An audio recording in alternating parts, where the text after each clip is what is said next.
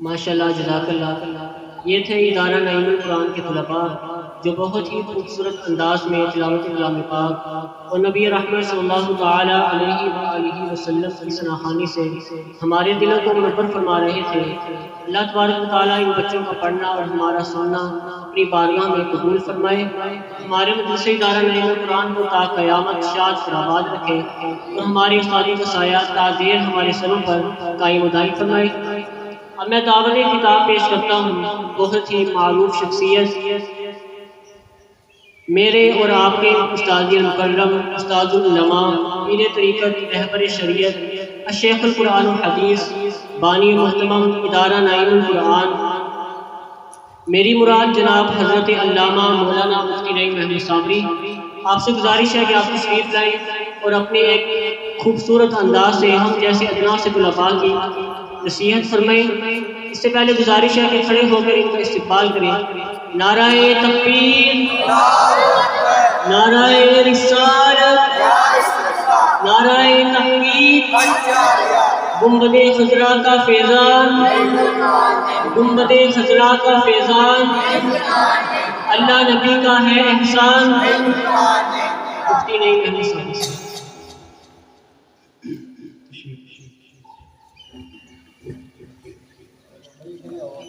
بسم اللہ الرحمن الرحیم، نحمدہ ونصلی ونسلم علی رسولہ الکریم، اما بعد فاعوذ باللہ من الشیطان الرجیم، بسم اللہ الرحمن الرحیم۔ انما التوبۃ علی اللہ للذین یعملون السوء بجہالۃ ثم یتوبون من قریب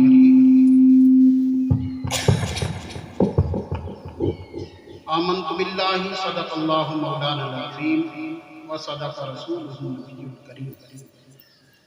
الصلاۃ والسلام علیک یا سیدی یا رسول اللہ وعلی آلک وصحبک یا حبیب اللہ۔ الصلاۃ والسلام علیک یا سیدی یا رسول اللہ وعلی آلک وصحبک یا خاتم النبیین۔ آج ہم 11ویں شریف کی محفل پاک میں شریک ہیں۔ یقیناً اللہ تبارک و تعالی ہمیں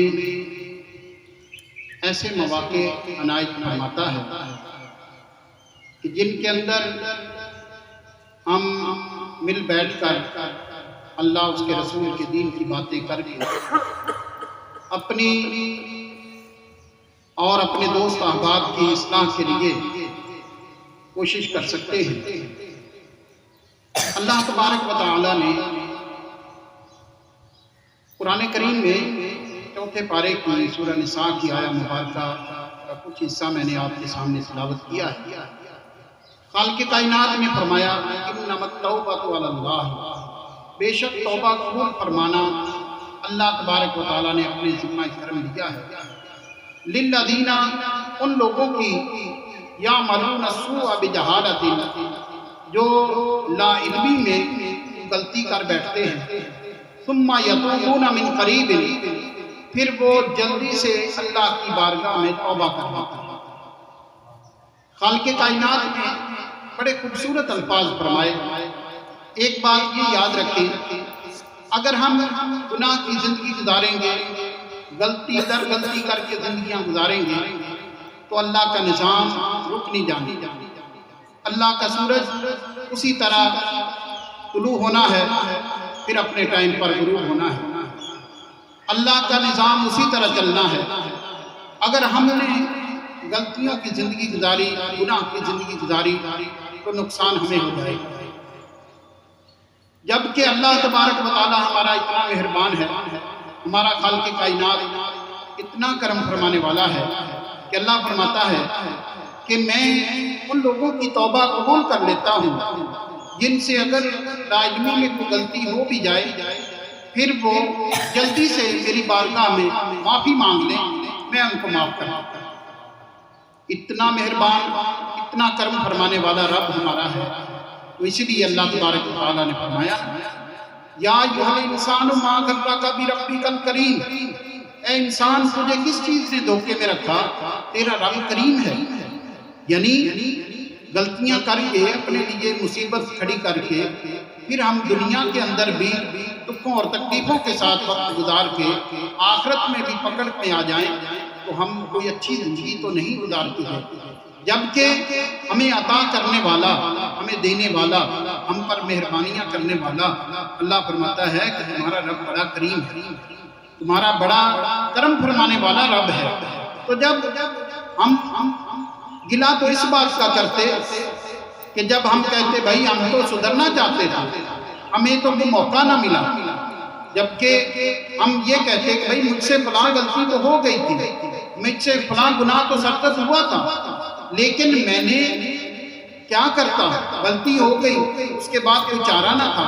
ایسا نہیں ہے. اللہ فرماتا ہے کہ تم سے اگر غلطی ہوئی تم جلدی سے اللہ سے معافی مانگ لو، اللہ تمہارے گناہ معاف کرے. تو لہذا خالق کائنات ہمارا اتنا مہربان ہے تو ہمیں اس سے تعلق رکھنا چاہیے، اس سے اپنا تعلق بنانا چاہیے. اللہ جب ہمارا اتنا مہربان ہے تو دیکھیں ہمارے کچھ نظام ایسے ہیں جو ظاہر سے تعلق رکھتے ہیں، کچھ نظام ہمارے ایسے ہیں جو بظاہر نظر نہیں آ رہے.